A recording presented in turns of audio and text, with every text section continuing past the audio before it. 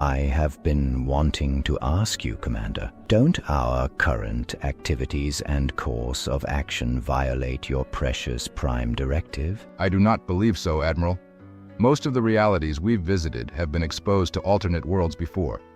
Then I shall bear no responsibility for your actions in this exploration mission. And as the next ranking officer, I hereby take charge of this two-man exploration team. An admiral relieving himself the responsibility of his men? Such will mean relieving yourself of command. You should do better. Attrition amongst the officer corps could be less afforded than the enlisted. Situations which involve the latter are more preferable. You sound just like one of Lord Ozai's men. Would you like something to drink? I don't drink coffee, but I do drink tea. Tea it is, dear strangers. What brings you to a measly backwater planet? Exploration, and if possible, cultural exchange. I am merely here to observe. Excellent. Come sit with me and let us gaze at the stars. Though lacking in scientific knowledge, the human mind has great capabilities for creativity, to come up with folklore from mere constellations of stars, which would otherwise be used for navigational purposes. Oh, young men like to know everything. Eager to conquer the world like your blue friend there. What makes you draw such a conclusion about the Admiral? You both may be men in uniform, but you both have your own purposes. He observes. He seeks to understand people, to find their weaknesses for conquest. While behind you, I simply see an inquisitive mind to know. If a soldier does not know the purpose of what we do, then there is little reason for him to serve. Actions driven by purpose are a testament to one's inner mentality. But sometimes simplicity is a key to a fulfilled life. The very definition of a fulfilled life may vary between individuals, Mr. Iroh. It does. The men of the Fire Nation are thirsty to conquer the whole world, for instance. Their fulfillment costs the lives of others around them.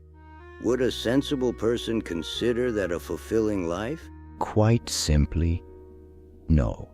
But then, are the rebels not so convinced that their cause is just that they would rather waste their lives in their crusade against the Empire? Overly zealous youths are until reality strikes, but a heavily Confucius society will always breed rebels. Divisions that would breed chaos in the galaxy. Order and chaos, you say? Sometimes it is not for us to dictate how the galaxy should be. It is a mental prison to see in only two states. To fight for freedom and democracy is a prison in itself. To devote your life to a grandiose dream, but lose your individuality would count as one too, no? That depends on what the person values. But I believe that humans would like to live with no regrets. But then, if the person only has ideas which society has given him to strive for and not his own, it eliminates the value of such a thought. You mean to suggest that becoming a meaningful contributor to society is at odds with leading a fulfilled life?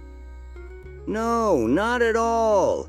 Society is run by people from all walks of life.